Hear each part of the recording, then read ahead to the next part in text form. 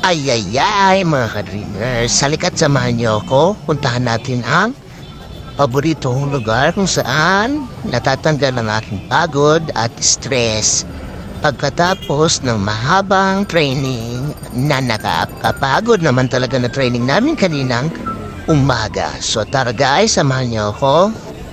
So kung napapansin niyo yun, ay naglalakad lang ako dahil nakakasawa na magmotor para naman ma-exercise ang ating mga paa. So, yun si baby na mamasyal. Yan, guys. Akyat na tayo sa LRT Baclaran Station. Tamang lakad-lakad lang muna tayo. Exercise ng ating mga paa. Oops! Si ate walang kasama dyan, oh. May hinihintay yata yan. John? Malapit na tayo sa ating pipilahan kung saan bibili na tayo ng ticket. Ayan siya. Dami pa rin talagang tao dito sa LRT. Ngayon lang ulit ako napasare dito kasi kadalasan talaga ay nakamotor talaga ako. So ayan, pipila na tayo sa ticket booth. Ayan guys, so tama, pila lang muna tayo dito. So dapat pinaunan nyo na ako kasi wala daw ang mga cute. Guys, so joke lang mga ka-dreamers. Mas cute sila sa akin. Ayun na, naiinip na si kuya. So malapit na tayo guys. Ayan na, at nakabili naman tayo ng ticket. So pasok ko na tong ATM. Ay, ticket pala. Tatap na natin yan at papasok si ate, nakaharang pa ako. Tamang lakad lang ulit tayo papunta sa train. Ayan, akyat na naman tayo sa hagdan. And ayan na ang train. Saktong-sakto, pag-akyat natin, dumating ang train. So medyo maluwag pa ngayon yan guys kasi ito yung first station. So ayan, pasok tayo, dito tayo sa left side. And ayan na, nandito na tayo sa Vito Cruz Station. So tamang lakad lang muna tayo. Ayan tayo at bababa na tayo sa yan, Vito Cruz Station. So tamang lakad lang hanggang sa exit machine. Exit machine ba ang tawag nito? Basta machine. Ayan, pasok natin ang ATM card. Wink. At wala naman bubas na pera. So tara, maglakad na lang tayo. Kung umakyat tayo kanina, ngayon naman ay bababa tayo ng hagdan. Ayan, bababa naman tayo kasi kanina paakyat, so bumaba naman tayo. Lakad-lakad lang, oh. Exercise talaga to. Dahil palagi tayo nakamotor, exercise to. At ayan na nga guys, nandito na tayo sa Coffee Project Collab.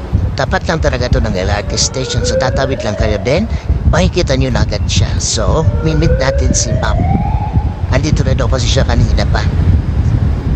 Ayan na si ma'am. Yan, no? Medyo na, medyo na inis-inis pa siya, kanina pa daw kasi siya dito sa ayan guys, ito ang Coffee Project Collab Vito Cruz.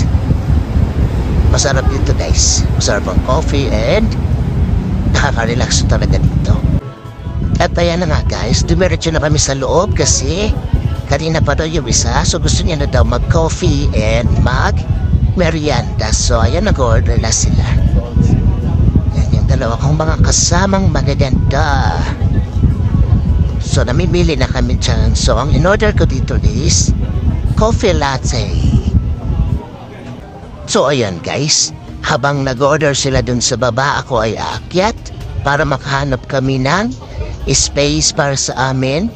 Table for 3. So ayan, so mukhang dito walang nakaupo.